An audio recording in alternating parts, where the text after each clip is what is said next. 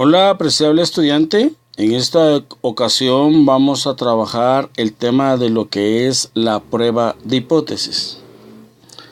Para esto, veamos cómo se define la prueba de hipótesis.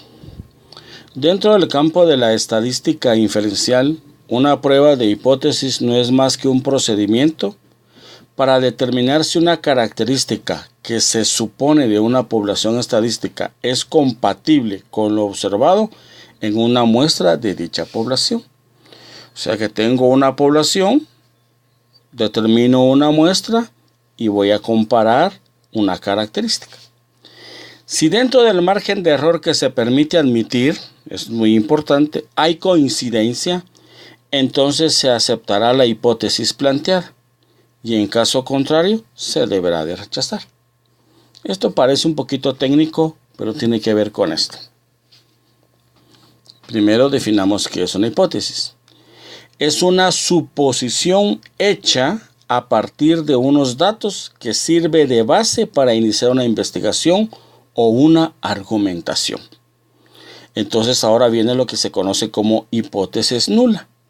Es la hipótesis planteada con la intención de rechazarla o bien aceptarla y se denomina como H sub 0.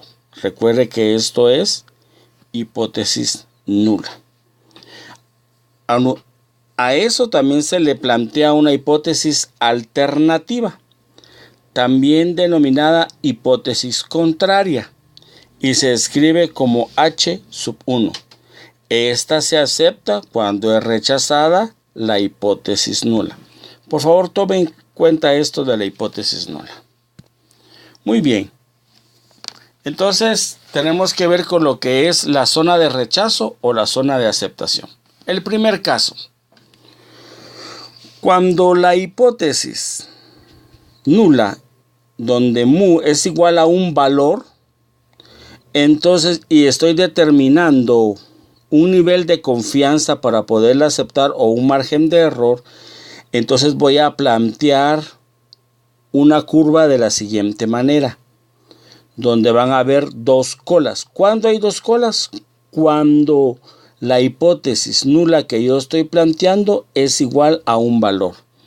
Esta zona sombreada se conoce como zona de rechazo. Si el valor que vamos a calcular cae dentro de esta zona, obviamente esta es la parte negativa y esta es la parte positiva, entonces hay que rechazarla. Si el valor a calcular cae dentro de esta zona se llama zona de aceptación, entonces mi hipótesis nula la acepto. Y esto es la hipótesis alternativa. Y la hipótesis alternativa que es diferente a un valor. Lo que quiero hacer énfasis es en esto, donde mu es igual a un valor. En ese orden de ideas, tengo el otro contraste que se llama unilateral, este se llama bilateral, en donde la hipótesis nula planteada es mayor o igual a un valor. O sea que aquí tengo mi valor y esto es mayor o igual a un valor. Si aquí cae el valor, entonces voy a decir que se acepta, que la argumentación la vamos a aceptar y se toma la hipótesis nula planteada. Y este valor sombreado se llama la zona de rechazo. Note aquí, mayor o igual que. Esto es mayor o igual que. Entonces, la hipótesis alternativa es esto, donde U es menor al valor. Entonces va a ser esto. Entonces, por consiguiente, tengo la otra que es unilateral también, pero es una cola derecha. Y esta es una cola izquierda y estas son dos colas. ¿Y cuándo se plantea esta hipótesis? Cuando la hipótesis nula es menor o igual que un valor. O sea que planteo el valor y esto va a ser ahora la zona de aceptación.